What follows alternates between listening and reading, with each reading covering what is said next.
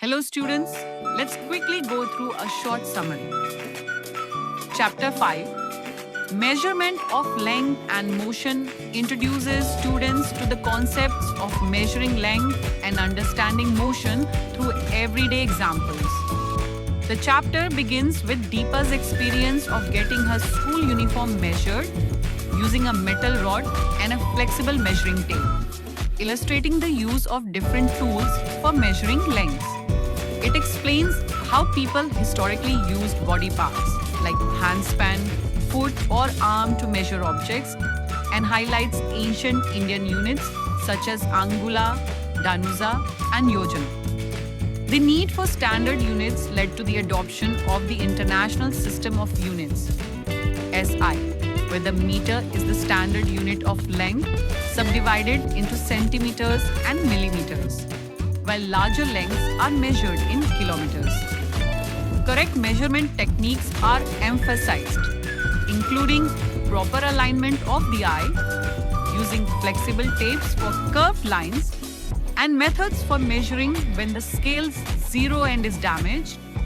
The chapter also explains unit symbols and conventions, such as writing a space between the number and unit, and the use of lowercase letters for symbols like m, centimeters, millimeters, and kilometers. Moving to motion, the chapter discusses how the position of an object is measured with respect to a reference point, which can be fixed or moving.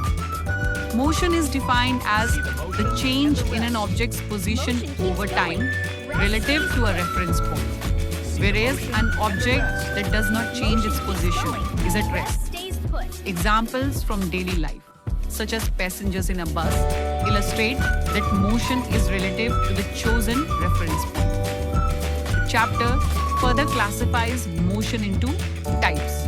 Linear motion occurs along a straight path, as seen in vehicles or objects pushed along a straight line. Circular motion occurs along a circular path, like swings or merry-go-rounds. And periodic motion repeats itself at regular intervals, including oscillatory motion that moves to and fro. Students are encouraged to identify these types of motion in their surroundings and understand that circular and oscillatory motions are periodic in nature. Through observations, activities, and real-life examples, the chapter teaches students how to measure lengths accurately, understand the necessity of standard units, and comprehend the relative and varied nature of motion in everyday experiences, laying the foundation for further study of mechanics and physics in higher classes. Thank you for watching. Learn smarter and practice better. Download our app.